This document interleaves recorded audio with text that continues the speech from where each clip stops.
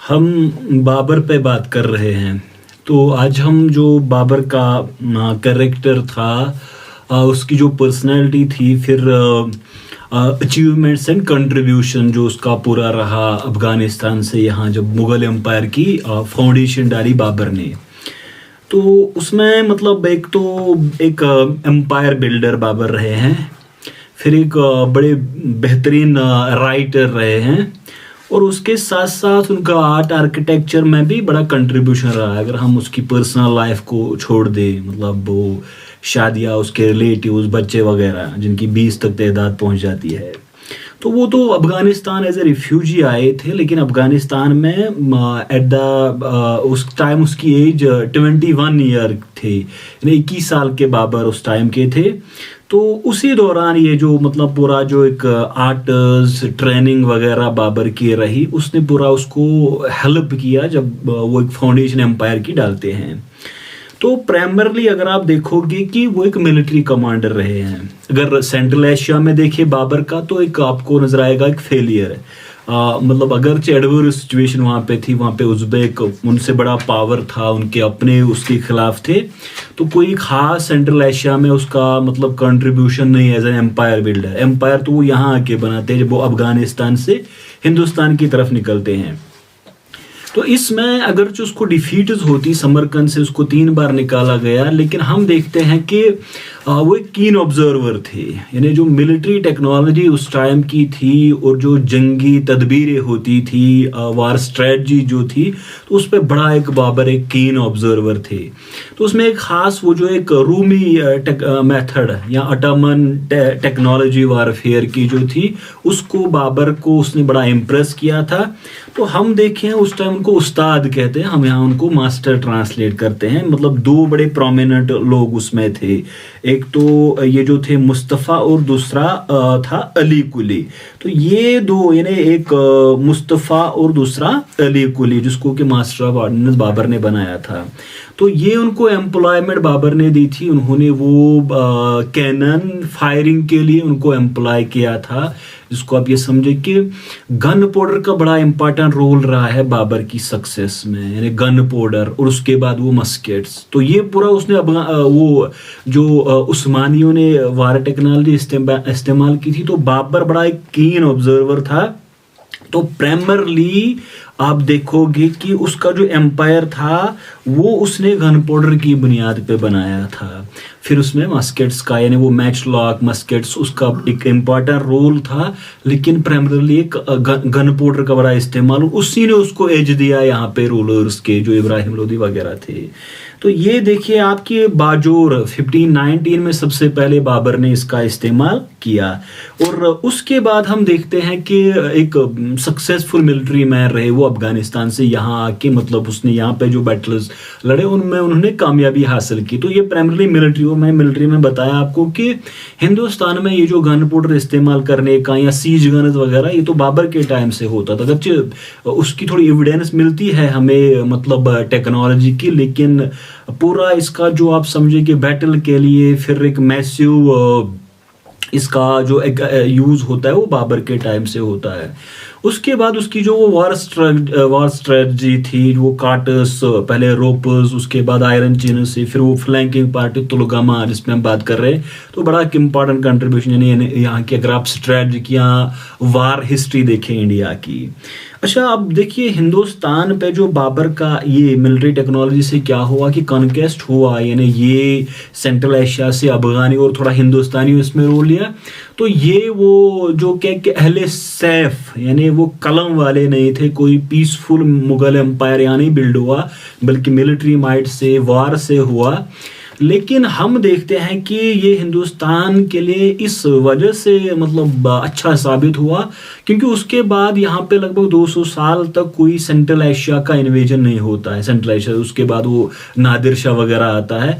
तो जो central Asia में उस टाइम में जो पॉलिटिकल डेवलपमेंट्स थी, उसका इंडिया पे इम्पैक्ट नहीं होता है, यानी इन्वेजन से हिंदुस्तान सेफ हुआ, क्योंकि इन्होंने वो साइंटिफिक फ्रंटियर काबुल वगैरह में, जो काबुल कंदहार लाइन थी, तो उसका उन्होंने इस्तेमाल किया। की और हिंदुस्तान उससे बच गया। न सिर्फ ये कि इंडिया को एक पॉलिटिकल स्टेबिलिटी मिली, जो एम्पायर बिल्ड होता है यहाँ पे, बल्कि उसके साथ साथ हम देखते हैं कि इंडिया के लिए इकोनॉमिकली भी बड़ा बेनिफिशियल ये साबित हुआ, क्योंकि वो खुद लिखते हैं कि हिंदुस्तान के लिए दो, जो वो कहते हैं कि ट्रेड मार्ट से, एक तो काबुल है और दूसरा काशगर है। तो वो लिखते हैं कि काबुल के लिए कारवान जो मतलब काशगर से आते हैं, और जो कंदहार है, कंदहार खुरासान से आते हैं, यानी ईरान और वेस्ट एशिया। तो काबुल और कंदहार ये दो हिंदुस्तान के लिए बड़े इंपॉर्टेंट साबित हुए। चाइना से आप लीजिए और उसके बाद आप डायरेक्टली यहाँ पे वेस्ट एशिया से लीजिए, तो पूरा इसका हिंदुस्तान के लिए इकोनॉमिकली बड़ा वो फिर से एक ट्रेड कनेक्शन डेवलप होता है बाबर के थ्रू। तो अब देखिए आप, उसका एक और बड़ा ये कि इम्पैक्ट था कि मतलब लोकल पॉपुलेशन को उस टाइम पसंद नहीं करते थे बाबर को, जब उसने यहाँ एम्पायर की बुनियाद डाली। और वो खुद लिखते हैं कि हमारे को जैसे ही यहाँ के लोग, local population having an site of these Mughals, वो भाग जाते हैं, यानी नफरत की निगाह से वो मुगल्स को देखते हैं। ये खुद बाबर लिखते हैं।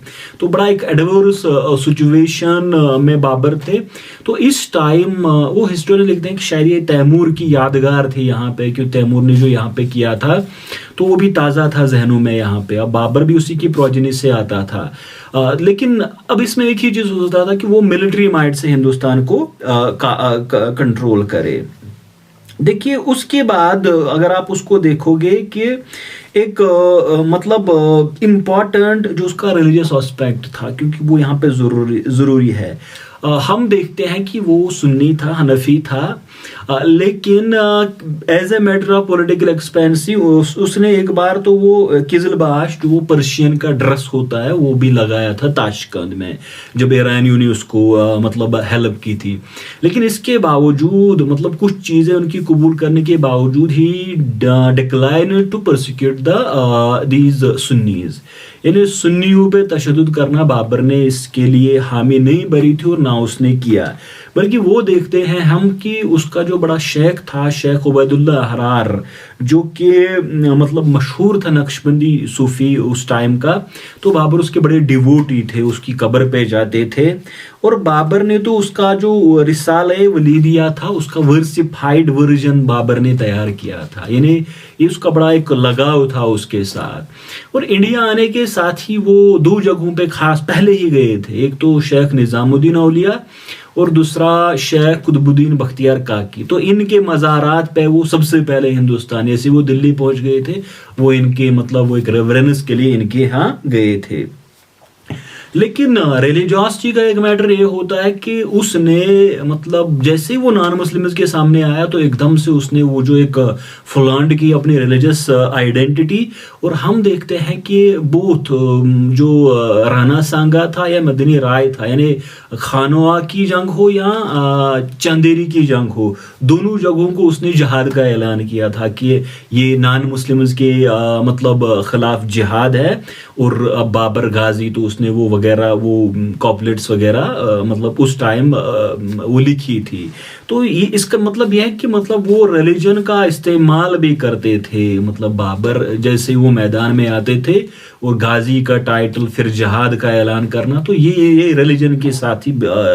लेकिन एक इसका है कि ओवरऑल वो कोई परसिक्यूट नहीं किया उन्होंने नॉन मुस्लिम्स को। तो खासकर ये जो हम देखते हैं कि गागर थे, मतलब चाहे वो हट्टी थे या संगूर थे वगैरह, नॉन मुस्लिम उनके साथ तो इसने अलायंस यहाँ पे बनाई, यानी हिंदुस्तान में नॉन मुस्लिम जो लोकल राजाज थे उनको भी अपने साथ लिया और उनसे भी मदद ली उसने। तो इस तरह का कोई वो मतलब वो एक फंडामेंटलिस्ट नहीं था जिस तरह का मतलब एक तस्वर दिया जाता है। उसके साथ साथ एक बड़ा उसका मतलब कंट्रीब्यूशन है। अच्छा, रिलीजन में एक बात यह है कि देखिए एक उर्वा वैली है जहाँ पे कुछ जैन डीटीज के आइडल्स पुतले मिले थे, तो बाबर ने उनको मतलब डिस्ट्रॉय करने कहा था, डिमोलिश करने के लिए कहा था। तो वो सती चंद्र लिखते हैं क्योंकि वो पूरा एक नेकेड थे, पूरा वो बिल्कुल मतलब नेकेड मतलब पिक्चर्स थे उनकी, इस वजह से उसको डिस्ट्रॉय किया। और जहाँ तक अयोध्या और संभाल की बात है, तो अयोध्या में हम देखते हैं कि जो उसका एक था वो हिंदाल बेग और संभाल में, और अयोध्या में मीर बाकी। तो जो वहां पे मास्क बनाए गए थे उन पे इनका मतलब जो हिस्टोरियन ने लिखा है कि इनके इंस्क्रिप्शन में इनके नाम मिलते हैं, इन्हें क्रेडिट वो लेते हैं इसका अयोध्या में और संभाल में। तो उर्वा मैली में मतलब प्रोफेसर सतीश चंद्रा ने ये लिखा है कि उसने वो डिमोलिश की थी जैन डेटीज की वो, क्योंकि वो पूरा एक नंगी तस्वीरें थी वहां पे। बाबर का सिर्फ ये नहीं कि एक मिलिट्री मतलब वो एक कैवलरी मैन थे, इन्फेंट्री का इस्तेमाल करते थे, फिर लोग को मोबिलाइज करते थे अपने लिए, लेकिन उसका एक बड़ा जो नाम है वो उसका एक एज ए राइटर, यानी बहुत बड़े मतलब अपने टाइम के राइटर थे बाबर। तो ये कि वो अपने टाइम के जो सबसे बड़े उस टाइम के तुर्की के शायर थे अली शेर नवाई, उनके साथ उनका कांटेक्ट था, और साथ में बाबर ने तो बहुत जगहों पे उस पर तनकीद भी की है। तो ये तो लिखते हैं कि जो तुज की बाबरी यानी वकाया बाबरी, जो हम वकाया जो बाबरी मतलब बाबर के जो जिंदगी के हालात है जिसको हम तुजुक या मतलब बाबरनामा जानते हैं, तो उसको तो लिखते हैं कि इट्स मतलब classical piece of world literature history. अगर आप देखोगे तो ये असल में चागताई टर्किश में लिखी गई थी। तो बाबर इस स्टाइल की वजह से अली शेर नवाई के साथ जो मॉडर्न उज़्बेकी टर्किश है उसके फाउंडर्स में बाबर का शुमार होता है, यानी बड़े राइटर थे। और हम देखते हैं कि देखिए तुज की बाबरी पूरा मुगल पीरियड में इसका बड़ा नाम रहा है। 4 बार इसको मतलब ट्रांसलेट पर्शियन में किया गया पूरा मुगल पीरियड में, इतनी बड़ी किताब अहमियत थी।